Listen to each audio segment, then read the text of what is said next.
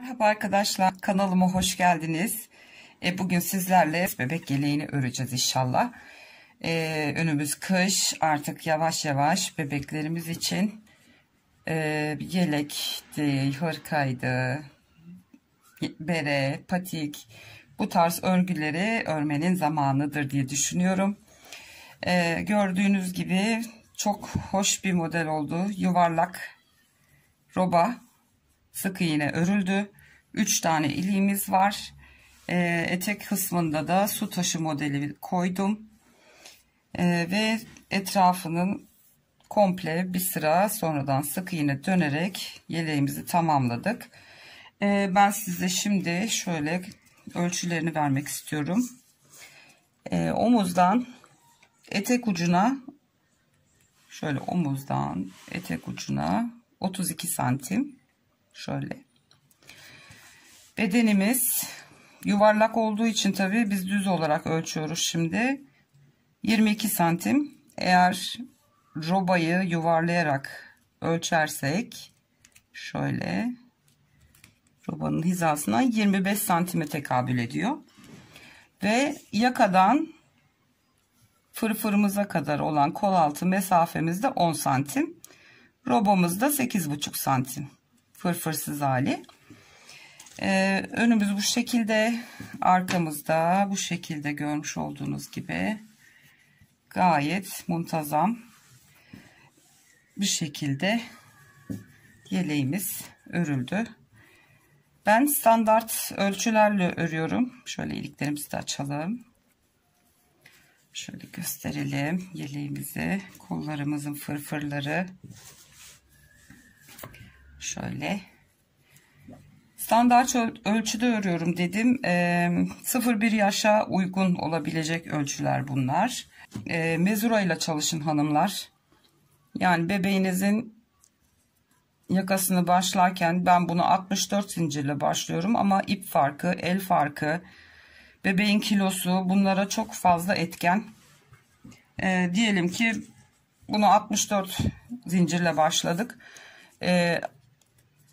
Ve yaklaşık 28 santim gibi bir ölçü oluyor. Bu kadar. Belki sizin bebeğinizin boyun kısmı biraz daha geniştir. Fazla zincir çekmeniz gerekecektir. O yüzden şu yakadan koltuk altına kadar olan mesafeyi bebeğinizde ölçün. Yaka kısmına şu şekilde mezurayı biraz tabi gırtlağına kadar dayamayın. Biraz aşağıdan alarak şu şekilde yuvarlayarak ölçebilirsiniz. Ve omuzdan etek ucuna kadar ki olan mesafeyi arkadan basene kadar olan kısmı ve iki koltuk altı arasındaki mesafeyi en güzeli ölçerek örmektir. Zincirinizi çekersiniz, ölçtüğünüz santimlere tutarsınız ve en doğru ölçüyü elde etmiş olursunuz. Şimdi şunu şöyle kaba taslak bir şemada da göstermek istiyorum. Birazcık yakını alalım şöyle. Şimdi bu yuvarlak robamız. Şurası ön kısmımız. Önü açık olacak. Şu yakanın şu ilk sayı kısmından gösteriyorum. Buradan böleceğiz. En son sıradaki sayımız önemli bize. Ama ben şimdi şemada olduğu için hani kafanız karışmasın diye toplamda 64 zincir çektim. Bunu kabaca 4'e bölüyoruz ve 16 zincir yapıyor her 4'e böldüğüm parça. Şimdi önlerimiz 2 parça olacağı için 8 önlere bölüştürdüm. Siz bunu ister 9 yapın, ister 7 koyun. Bebeğinizin kilo zayıflığına ve kilolu olma durumuna bağlı. 16 burası. 16'şar tane de kollara koyarsınız. 16 da arka kısma koyduk mu toplamda, yani şu kısım kollar, şurası ön kısmımız ve bu kısımda arka kısmımız olacak. Artı bir zincir çekiyoruz sık iğnemizi yapmak için. Şöyle ilmek ayraçlarımıza da ihtiyaç var. Ben şöyle Alize Baby Best'le anti peeling bir ip, 240 metre, bir yumaktan biraz fazla gidiyor. Yaklaşık 130-140 gram kadar. Eğer 240 metrelik bir ip kullanacaksanız 2 yumak almanızı tavsiye ederim.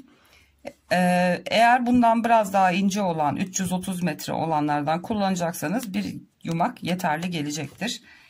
Bunun renk kodu 43. Çok güzel bir eflatun. Ve tığ olarak da ben 6 numara şöyle 3,5 milim bir tığ kullanacağım. Ben şöyle ön hazırlık olsun diye 64 zincirimi çektim. 64'e bir zincir ilave ederek döndüm ve her zincirin içine bir tane sık iğne yaparak 64 zincir sık iğnemizi örüp gelelim. Evet arkadaşlar, 64 tane sık iğnemi ben ördüm. Ve şimdi şunu bir ölçelim bakalım. Aslında zincirde de ölçsek olurdu. Zinciri gevşek çekiyoruz, kasmasın.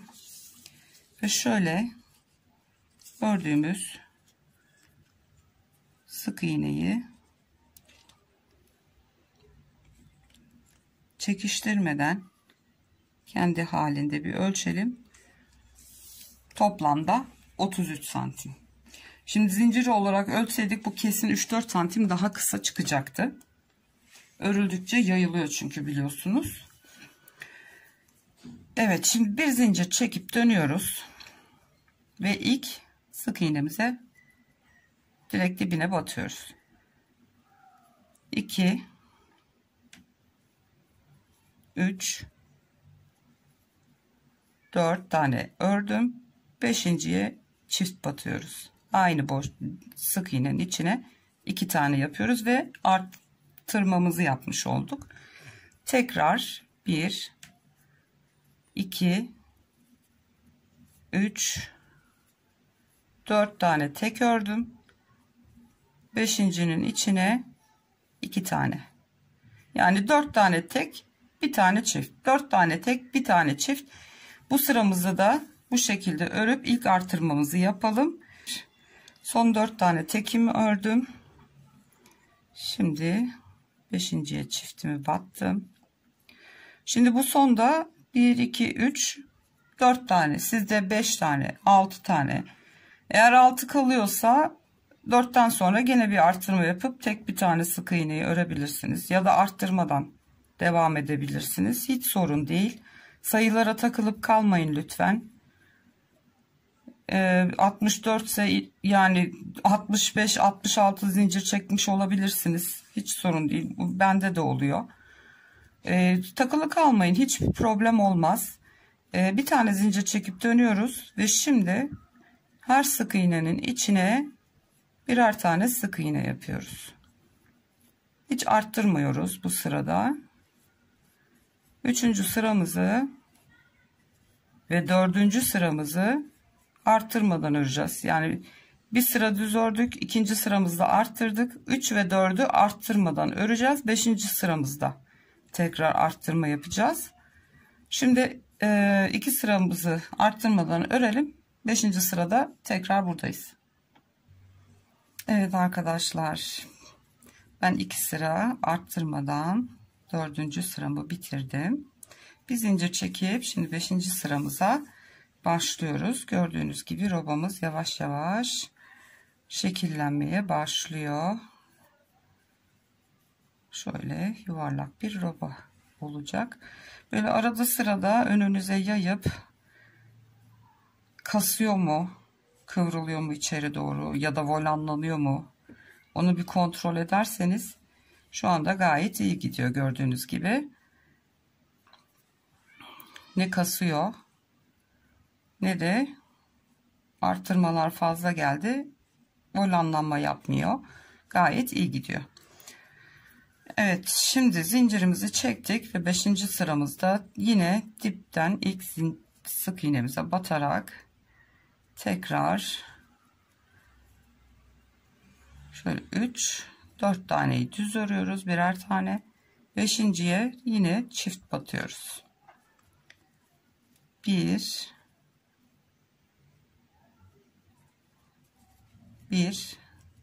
2 3 4 tane tek ördüm. Beşinciye çift batıyorum. 1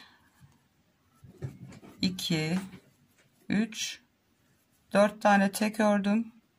Beşinciye çift batıyorum.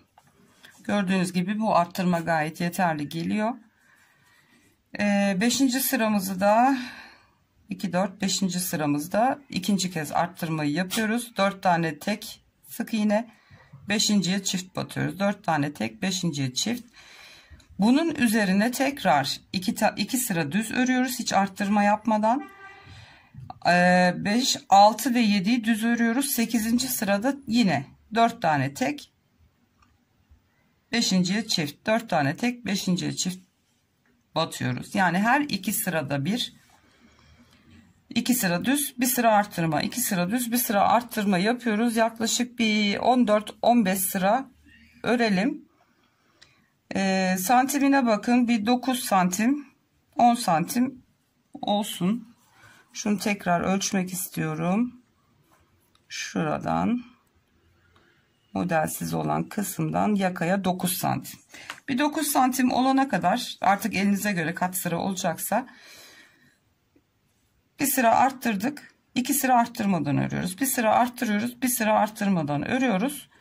Ve yaklaşık 14-15 sıraya tekabül ediyor. Bir 9-10 santim, ne kadar isterseniz örün. Ben de öreyim. Ondan sonra bir sıra modelimizi öreceğiz kollarla birlikte.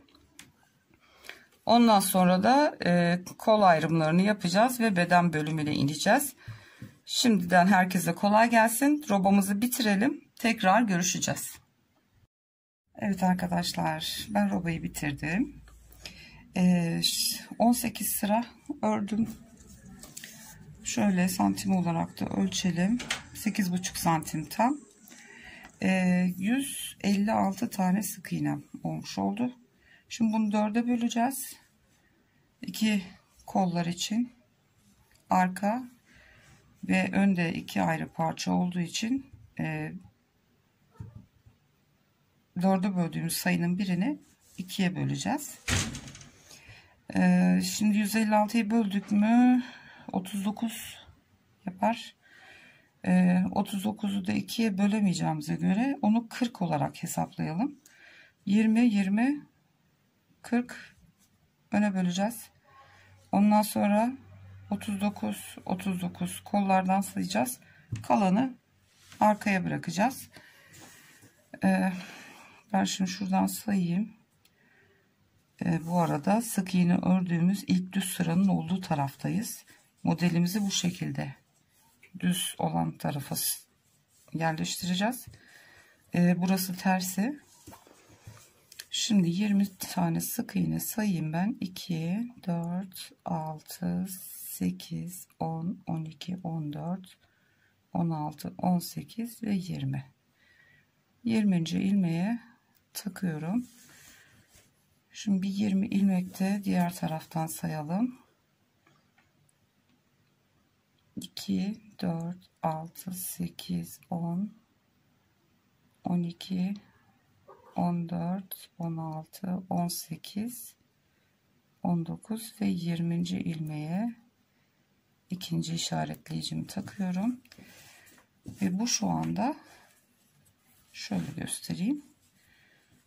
Önü kapalı olmuş olsaydı şu ön parçamız. Şimdi 39 tane sayacağız. Bu tarafa doğru işaretleyicimizin birini buraya takacağız. 39'da bu taraftan sayacağız. Diğerini de takacağız. Bunlar kollarımızın ayrımı olacak. Kalan ilmeklerimiz de arkaya kalacak. Şimdi sayıp 39 tane ilmek ayraçlarımızı takalım. Ondan sonra modelimizi yerleştireceğiz. Evet arkadaşlar, 20'şer ilmek ön parçalarda, kollara 38 bıraktım. Arkamızda da 41 ilmeğimiz kaldı. Siz dilediğiniz şekilde ayırabilirsiniz. Şimdi bunu bu şekilde ayırdıktan sonra artık modelimizi yerleştirmeye geçebiliriz.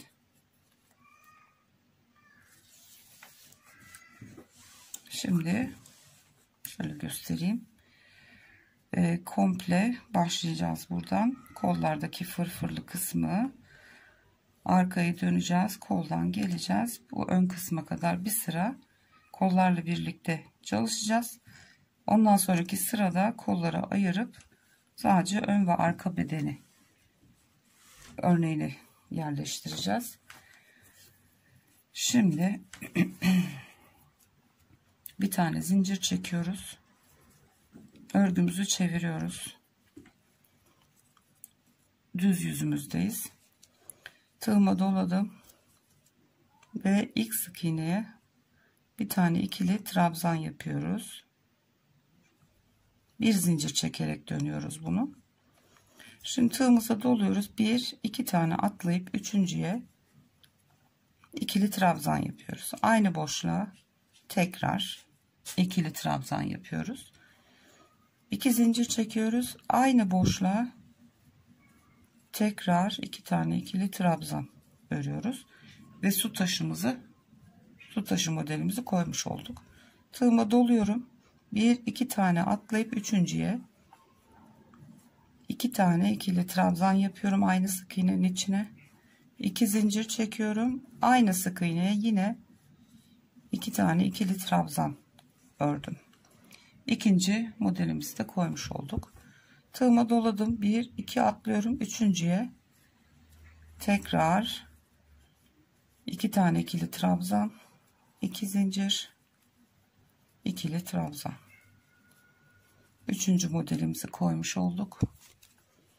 Zincir çekmeden doluyorum. 1-2 atlıyorum. Üçüncüye 2 tane trabzanımı ördüm. 2 zincirimi çektim. Aynı sık iğnenin içine tekrar modelimi kurdum. Doladım. 2 atladım. Üçüncüye battım. Bu sırayı komple birlikte örelim. Kurulumu görmeniz için. Evet. Aynı sık iğnenin içine yapıyoruz bu su taşı modelini. 1, 2, 3, 4, 5. modelim oldu. 1, 2 atlayacağım. Tam burada bir işaretleyicinin hemen önündeki yere denk geliyor. Gördüğünüz gibi 6. modelimiz olmuş oluyor. Yani ön tarafta 6 tane su taşı modeli var. Bu işaretleyiciler kalsın, çıkartmayın. Şimdi tığıma doladım. Bunu atlıyorum hemen yanındakine. Bu sefer üçlü trabzan örmeye geçiyoruz. Şu koldaki fırfırlı kısmı çalışacağız. Biraz daha uzun olsunlar diye üçlü trabzana geçiyoruz. İlk üçlü trabzanımı ördüm. İkincisini örüyorum. 2 zincir çekiyoruz yine ve aynı boşluğa tekrar üçlü trabzan yapıyoruz. 2 tane.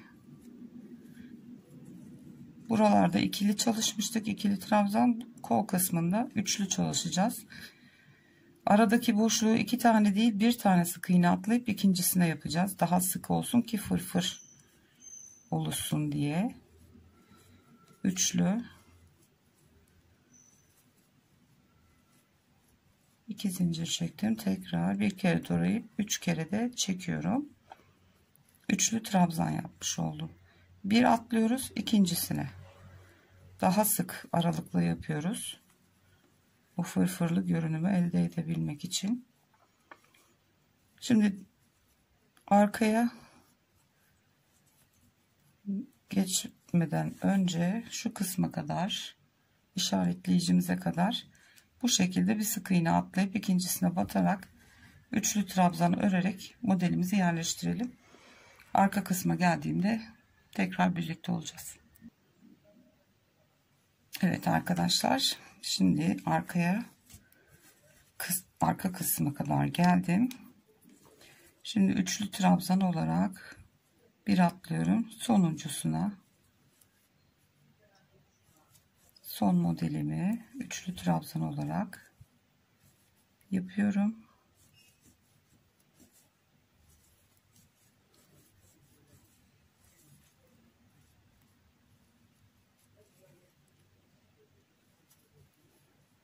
Evet. Gördüğünüz gibi işaretleyicimiz burada.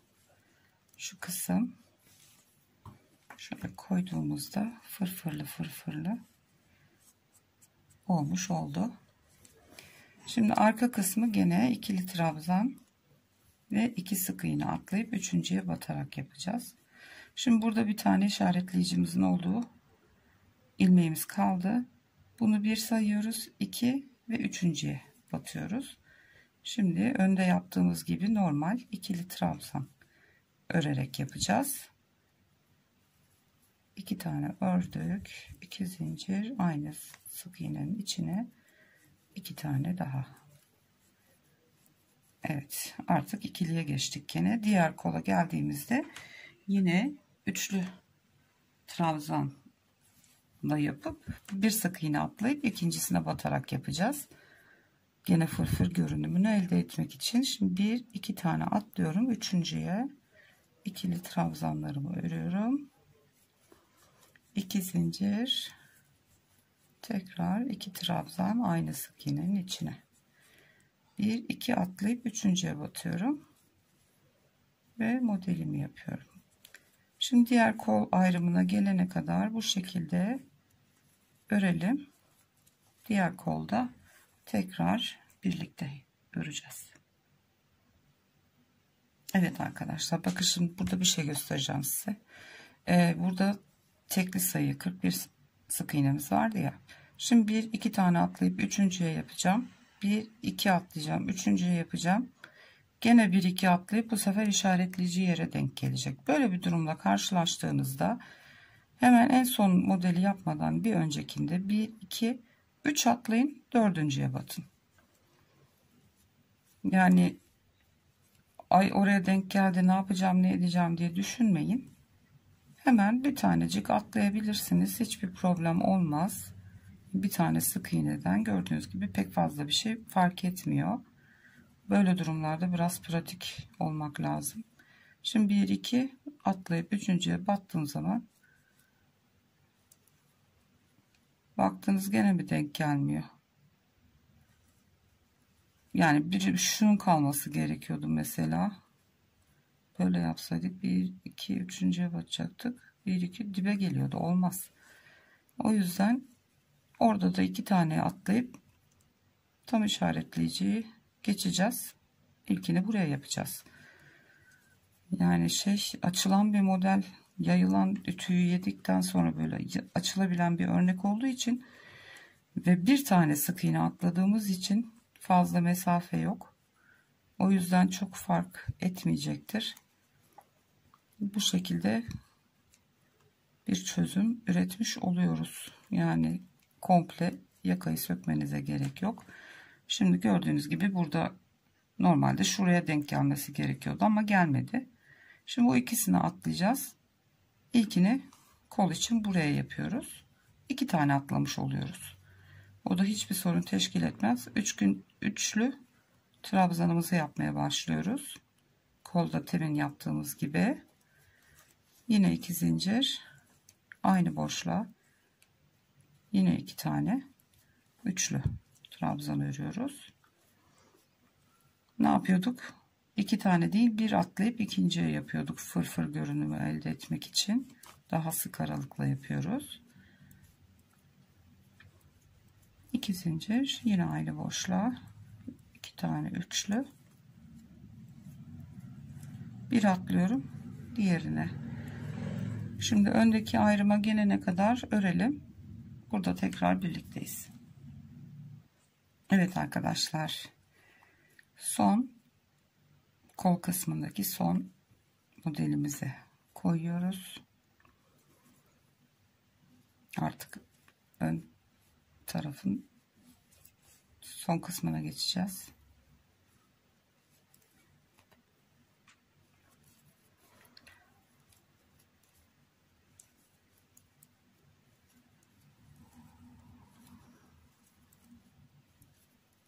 Evet. Koldaki su taşı modelimiz bitti. Ayracımız burada ve önün diğer parçasını öreceğiz şimdi. Modellerimizi yerleştirelim. Tığımı doladım. ayracın olduğu ilmek 1, yanındaki 2 ve üçüncüye batıyorum. Yine ikili trabzan olarak ön tarafımızı da bu şekilde öreceğiz. Sadece kollarda uyguladık üçlü trabzan şeklini. 1 2 atlıyorum. Üçüncüye batıyoruz ve modelimizi koyuyoruz.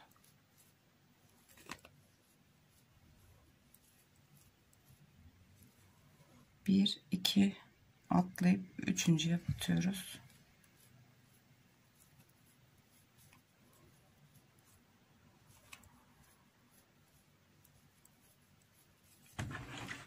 Bu şekilde sıra başına kadar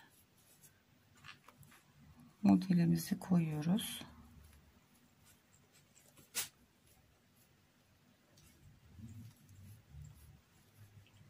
Bir iki atlayıp üçüncüye, kollarda birer tane atlamıştık biliyorsunuz. Sık olsun, fırfırlı olsun diye. Ama ön taraflarda normal olmasını istediğimiz için 1 2 atlayıp üçüncüye batıyorum. 1 2 3 4 5 6. modeli kuruyorum. Diğer tarafta da 6 tane su taşı modelimiz vardı. İkili trabzanımı ördüm, bitti. Son kez en sondaki sık iğneye batıp tek bir tane ikili trabzan örüyoruz. Evet, bir tane zincir çekiyoruz, dönüyoruz. Şimdi burada kolları artık ayıracağız. Sadece ön ve arka parçalarımız kalacak. Onun için de şimdi şu kol kısmına kadar tekrar örüyoruz. Bir zincir çekip döndüm. İlk sık iğneye batıyorum. Bir tane ikili trabzan yapıyorum. Doluyorum. Şimdi artık şu arada çektiğimiz iki zincirlere yapacağız modelimizi. 2 trabzan, 2 zincir, 2 tane ikili trabzan tekrar. Şöyle görmüş olduğunuz gibi üst üste ikişer tane modelimiz oldu.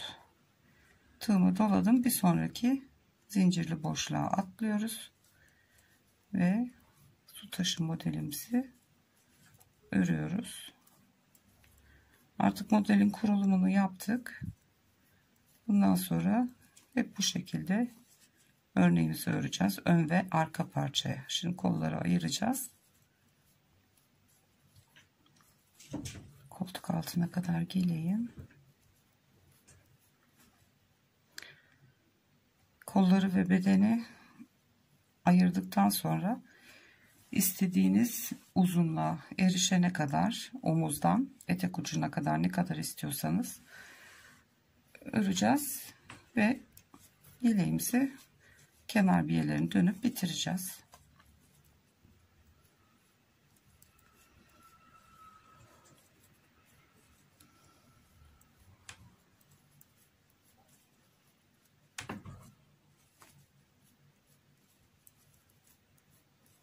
Evet, son ön parçadaki son model.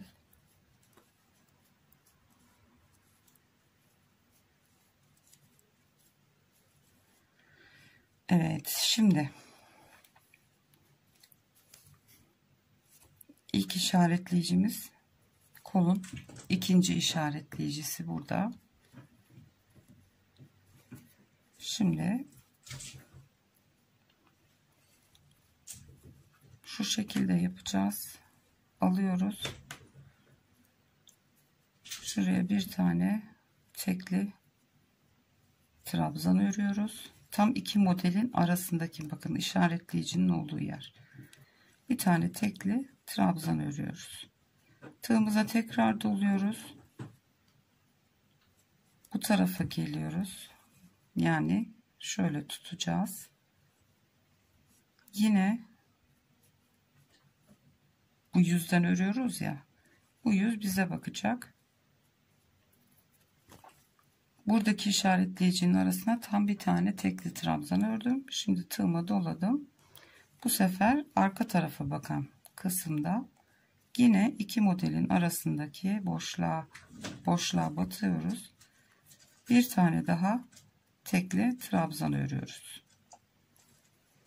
Yani bir tekli trabzan ön taraftaki boşluğu örmüş olduk. Bir tane de arka tarafı.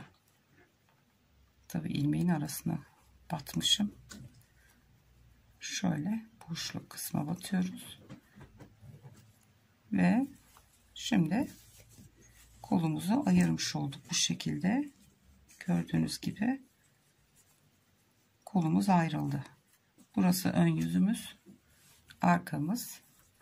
Şimdi örerken bir dahaki sefere buradaki kısmı ayıracağız. Birleştireceğiz buraları. Ve kollar devre dışı kalmış olacak. Şimdi normal yine modelimizin içine batıyoruz.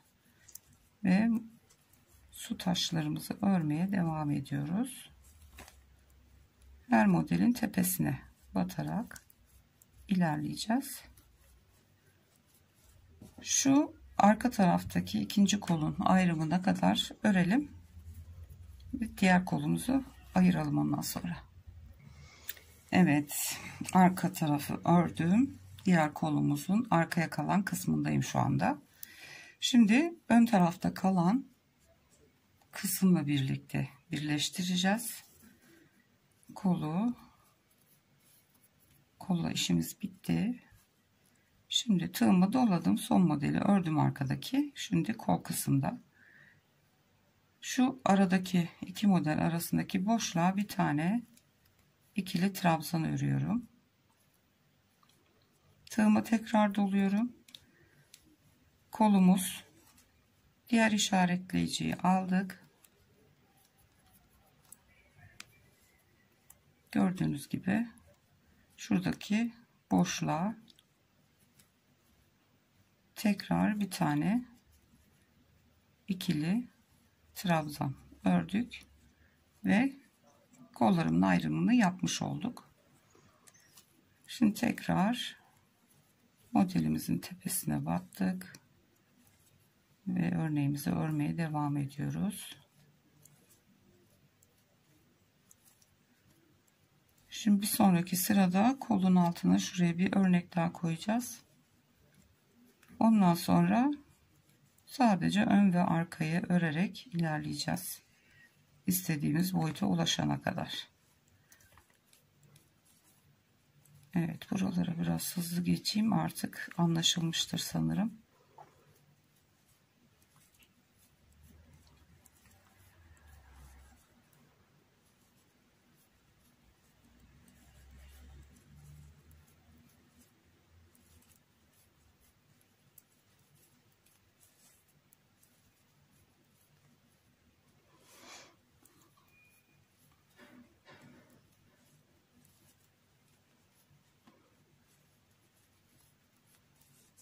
Evet, son modelim.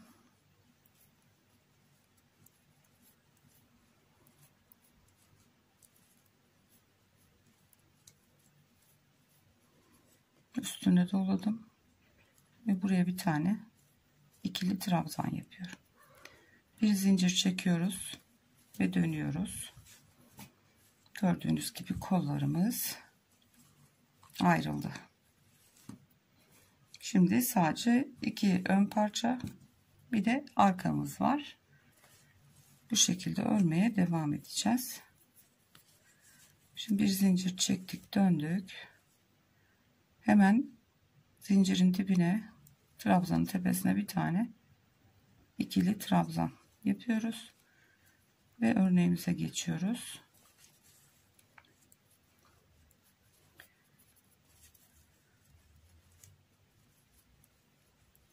Koltuk altına kadar öreyim. Orayı da göstereyim.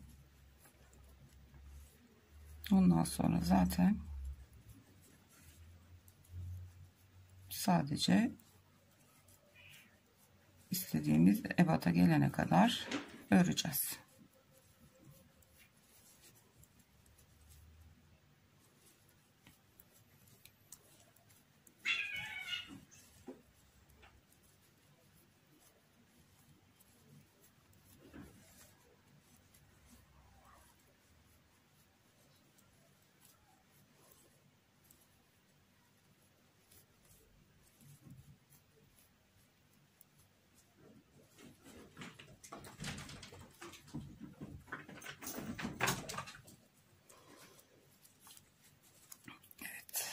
Son bir model koltuk altına.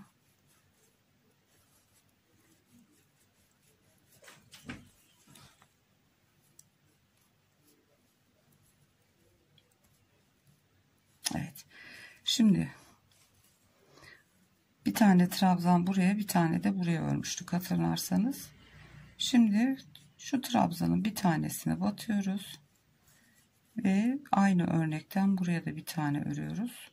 2 tane trabzan yaptım, 2 zincir çektim, tekrar diğer aynı boşluğa battım ve bir tane daha örnek oluşturdum ve arka kısımdaki modellere geçtik. Koltuk altına da bir tane örnek koymuş olduk böyle yan tarafa. Şöyle ön yüzünden göstereyim. Şöyle şuraya bir tane örnek eklemiş olduk. Burası çirkin görünmesin diye. Gördüğünüz gibi önün ve arkanın devamı gibi ilerleyecek orası da. Aynı işlemi buradaki kol ayrımına da yapacağız. Şurada bir trabzan, burada bir trabzan var. Şuradaki boşluğa bir örnek daha koyacaksınız. Ondan sonra git gel. Sadece örnekleri öreceğiz. Ve istediğimiz uzunluğa erişene kadar. Ben bunu mesela robadan itibaren 21 santim örmüşüm. Siz de bebeğinizin ölçüsü ne kadarsa o kadar örerek ilerleyebilirsiniz. Evet, kollarımız artık böyle fırfırlı duruyor. Önlerimiz bu şekilde. Şimdi sadece gideceğiz, geleceğiz. Ön ve arkaları örmüş olacağız. Evet, ben öreyim, siz de örün. İstediğimiz boyuta geldiğinde tekrar ön tarafından, etek ucundan ve yakasını döndüğümüz birleri ve iliklerini açarız. Düğmelerini dikeriz ve yeleğimizi bitirmiş oluruz. Ben yeleğimizin etek ucuna kadar ördüm. Şöyle bir ölçelim. Omuzdan şöyle omuzdan etek ucuna kadar olan mesafe 32 santim. Robanın kol altına kadar olan uzunluğu gördüğünüz gibi 10 santim. Ve gövde koltuk altından koltuk altına 22 santim. Diğer ördüğüm mavi bebek yeleğiyle aynı ölçülerde oldu, birebir. Şimdi şu kenarlarının sık iğnesini dönelim. Şu işaretleyicilerimizi artık çıkartabiliriz. Bunlarla işimiz yok. Kol ayrımlarıyla işimiz bitti. Evet, şimdi ön yüze gelen kısımda bitiriyoruz. Siz dilerseniz uzatıp kısaltabilirsiniz tabi. Bana bu ölçü yeterli geldi şu anda. Şimdi şurada etek ucunda bittik. En son trabzanımı yaptım. Şimdi bir tane zincir çekiyorum. Bir tane sık iğne yaptım. Bir tane daha yaptım. Şu uzun görünen trabzanlara ikişer tane dolduralım. Buradaki boşluklara şu tam trabzanın tepesi. Şurada 2 zincir çekerek döndüğümüz kısım. Onlara birer tane batalım. Şu sıra sonunda ördüğümüz tek trabzanlara da ikişer tane batarsak gayet düzgün bir şekilde kasmadan ya da çok fazla doldurup volanlandırmadan örüyoruz. Bu ölçü tam geldi. Denedim ben çünkü. Bu trabzanların olduğu kısma 2 tane. Şu trabzanımızın tepesi. Bu da 2 zincir çekerek döndüğümüz yer. Onlara birer tane. Battık mı yeterli geliyor.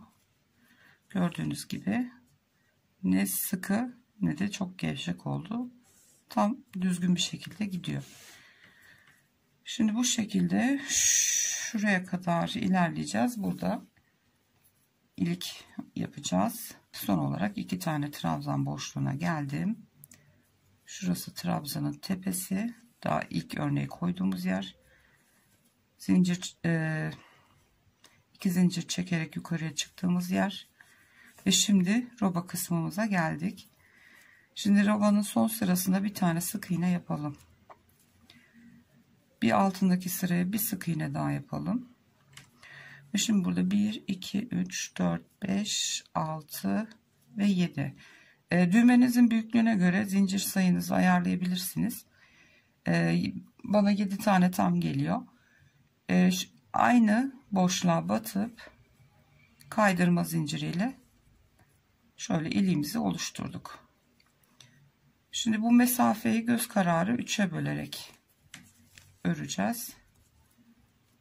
2. Her sık iğne sırası için bir tane atabilirsiniz yeter. 1, 2, 3, 4, 5. Şöyle bir 6 tane yaparsak 7.'yi de ördüm. Buraya batacağız. 1, 2, 3, 4, 5, 6, 7 tam geliyor. Evet 7 tane sık iğne ördüm. 4, 5, 6, 7. Tekrar aynı sık iğnenin içine batıp kaydırma zinciri yapıyorum. Ve bir sonraki sıranın boşluğuna batarak yine sık iğnelerime devam ediyorum. 1, 2, 3, 4. 1, 2, 3, 4, 5. Şöyle 6 ve 7. Şuraya da batalım. En üstte yapmıyoruz ki hani düğmeyi diktik mi düğme sıranın üstüne taşıp da çocuğun boğazına dayanmasın diye. Bir sıra alttan yapıyorum o yüzden. Gene 7 zincir çekiyorum. Ve aynı boşluğa batıp kaydırma zinciriyle oraya iliğimi yapıyorum. Evet gördüğünüz gibi 3 tane iliğimizi de yapmış olduk. Şimdi en köşeye batıyoruz. Bu battığım sık iğne bu öndeki sıra için.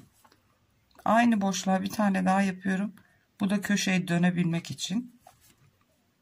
Bir tane daha yapıyorum. Bu da yaka kısmının dönüşü için. Bir tane ile dönersem kasıp geri dönebilir. O yüzden 3 tane ile dönüp bu köşeyi yuvarlıyorum. Şimdi her şu sık iğne ördüğümüz zincirin diğer ayağına, eğer böyle çok gevşek kalacaksa şu sık iğnelerin dibine batarak bir sıra daha böyle sık iğne yaka kısmının çevresine dönelim. Yakanın diğer ucunda geleceğim. Evet, yakanın etrafını döndüm. Şimdi sol taraftayım. Şimdi sol tarafa aşağı doğru inip komple şu etek ucunu döneceğiz ve başladığımız noktaya geleceğiz. Şimdi şu yakanın şurada ipi var. Bunu da örerken içine saklayacağım. Şimdi en son sık iğneye bir tane batıyorum. Bu yaka kısmı için. Bir tane daha batıyorum. Köşe dönüşü için. Bir tane de batıyorum. Tekrar. Bu da yukarıdan aşağıya bu kısmı tarafı için toplamda köşeye 3 tane sık iğne batmış oldum. Şimdi yine aynı şekilde sık iğnelerin her sıranın başlangıcına birer tane batarak aşağıya iniyoruz. İpimi de sakladım. Kalan ucu keseceğim. Şimdi bu sık iğnelerin olduğu yer, hepsinin başlangıcına bir tane gidiş ve dönüş sıraların başları.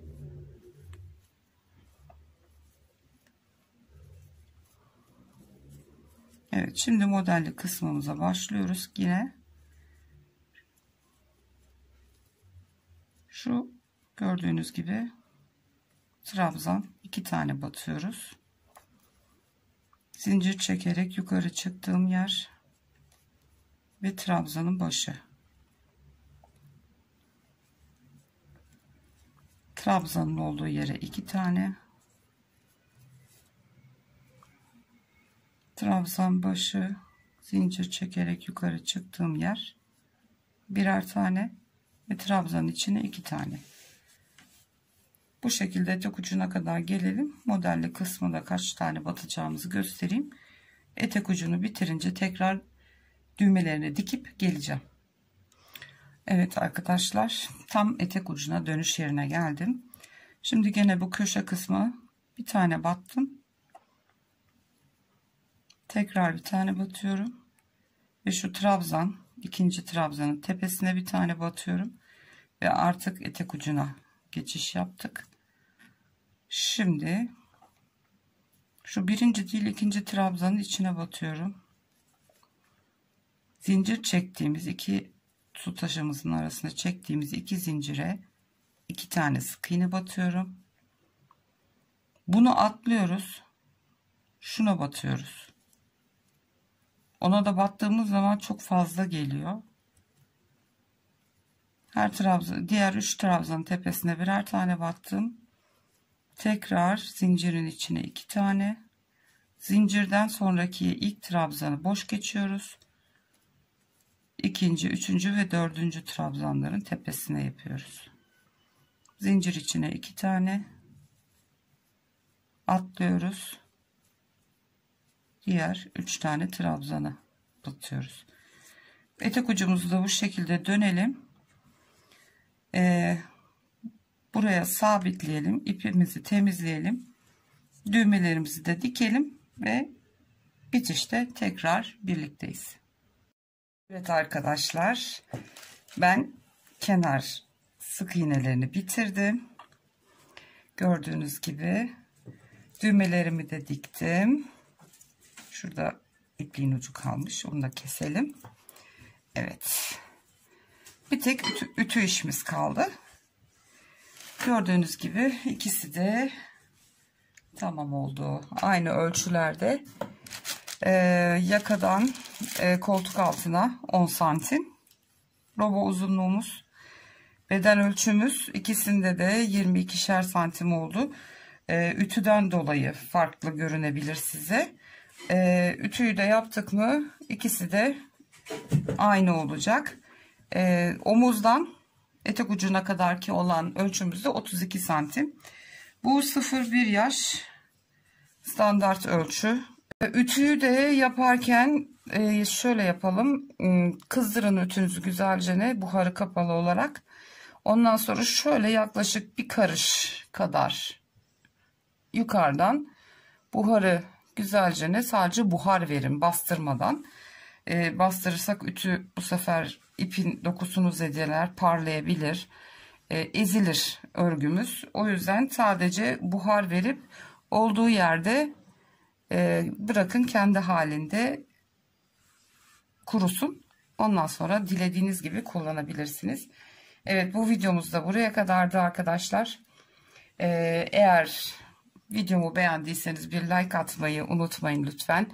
Kanalıma abone değilseniz ücretsiz olarak abone olabilirsiniz. Desteklerinizi bekliyorum efendim. Yorumlarınız, destekleriniz bizler için çok önemli. Bu tarz videoların devamını çekebilmek için bize nasıl diyeyim şevk veriyor. Daha güzel işler çıkartmak için uğraşıyoruz. O yüzden lütfen esirgemeyin desteklerinizi bizden. Bu bütün arkadaşlarımız için böyle geçerli. Evet, bir sonraki videoda görüşmek üzere. Kendinize ve sevdiklerinize çok iyi davranın. Herhangi bir sorunuz, bir şeyiniz olursa yorum kısmına yazabilirsiniz. Elimden geldiğince cevaplamaya çalışırım. Şimdilik hoşça kalın. Kendinize çok iyi davranın.